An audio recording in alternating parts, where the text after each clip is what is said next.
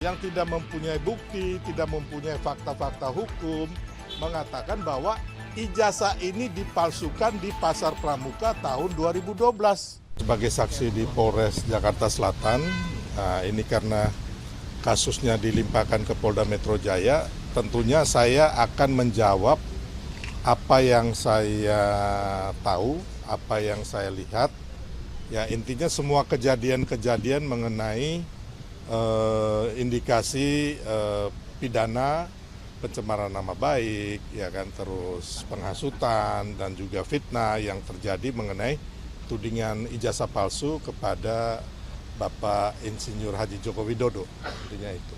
Ya. Bukti-bukti yang dibawa dari Polres Jakarta Selatan itu dibawa lagi ke Polda Metro Jaya ini nggak, Pak? Saya belum tahu ya, tapi kelihatannya bisa jadi sebagian dibawa atau nanti minta dilengkapin lagi ya. Kalau Abang sekarang bawa alat bukti baru atau cuma untuk menghadiri sebagai bukti-bukti yang kemarin di Polres sih sudah cukup banyak ya, yang diajukan oleh teman-teman dari Peradi Bersatu. Saya saat ini nggak membawa bukti baru. Ya, kemungkinan nanti kalau diminta lagi atau dilengkapi ya akan kita serahkan. Pak, ini kan dari 6 laporan, 4 diantaranya sudah masuk ke penyidikan tapi belum dilengkapi. Ada bisa ditambahkan? Ya. Ya, saya pikir sebenarnya isu ijazah palsu dan juga isu pemaksulan ini udah game over ya, udah selesai ya kan. Tinggal kita lihat drama-drama dan telenovela yang akan terjadi mulai nanti penyidikan, terus ditetapkan para tersangka, mungkin lebih banyak dari 5 nih, ya kan. Nah, itu kewenangan penyidik. Setelah itu nanti ada terdakwa dan juga narapidananya siapa gitu loh. Jadi karena apa? Karena kalau saya sebagai masyarakat juga, ya kan, termasuk juga saya orang hukum juga, yang saya lihat bahwa tudingan terhadap ijazah palsu ini bukti-buktinya dari pihak yang menuding atau pihak yang menggugat ya, itu nggak ada sama sekali ya. Sampai hari ini, dari awal sampai hari ini, saya meyakini bukti-bukti itu nol besar. Kenapa nol besar? Karena ini kan hanya drama dan narasi yang dimainkan. Contohnya, yang mereka teliti itu apa? Ya kan? Selama ini kita ini sebenarnya lupa bahwa yang diteliti itu bukan ijazah palsu yang original atau ijazah asli. Tapi yang original juga kan, ya kan? Yang diteliti itu adalah semacam foto atau kopian di sosial media yang di-upload digital, dan ini nggak bisa jadi objek penelitian. Mau pakai peneliti hebat dari manapun udah nggak bisa. Sedangkan kita lihat bahwa penelitian yang ada di Bareskrim, laboratorium forensik itu, yang diteliti adalah ijazah asli Pak Jokowi, ijazah asli nih, ijazah original, ijazah analog, yang hasilnya adalah identik dengan ijazah asli, ijazah analog, dan ijazah original 3 teman Pak Jokowi. Ya.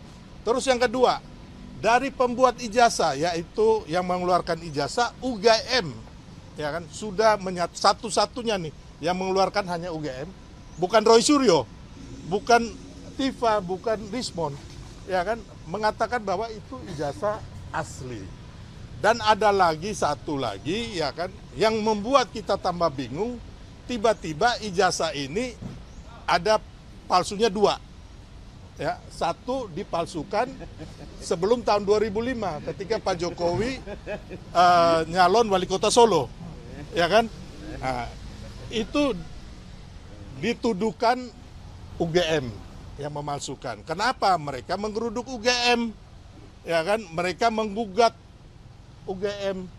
Tiba-tiba muncul lagi Bitor Suryadi, entah makhluk ini datang dari mana, ya kan, yang tidak mempunyai bukti, tidak mempunyai fakta-fakta hukum, mengatakan bahwa ijazah ini dipalsukan di Pasar Pramuka tahun 2012.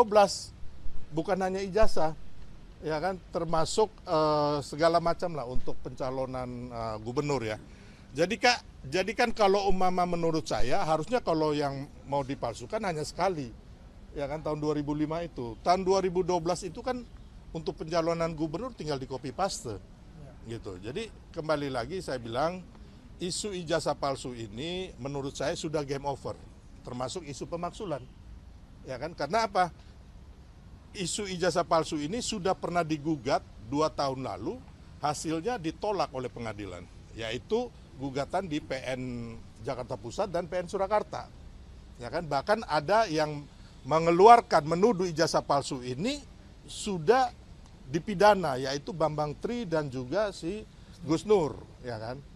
Nah, kemarin kawan-kawan ya kan bahwa ijazah gugatan Dumas di Mabes Polri itu sudah kandas dengan sendirinya.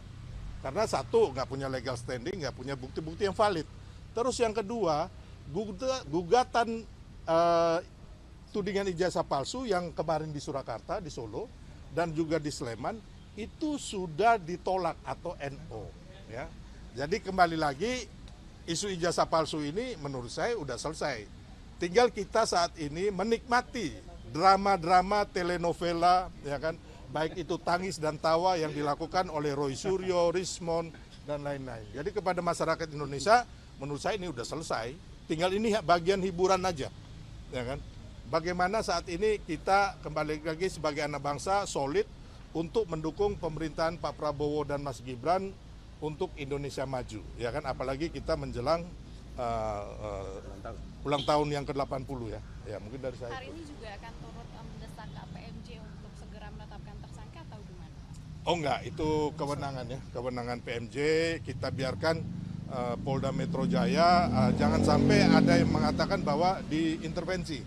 Karena menurut saya tanpa intervensi atau tanpa dorongan kita, melihat indikasi pidana-pidana yang terjadi, fakta-fakta hukumnya, ini nggak ada yang bisa mengelak ini. Kalau menurut saya sih tidak mendahului Tuhan ya, ini udah hampir kalau katanya Roy Suryo 11.000 triliun masuk penjara. Ini ya. Jadi intinya bahwa tanpa kita mendesak ya kan, biarkan saja Polda Metro Jaya memprosesnya dengan baik dan benar.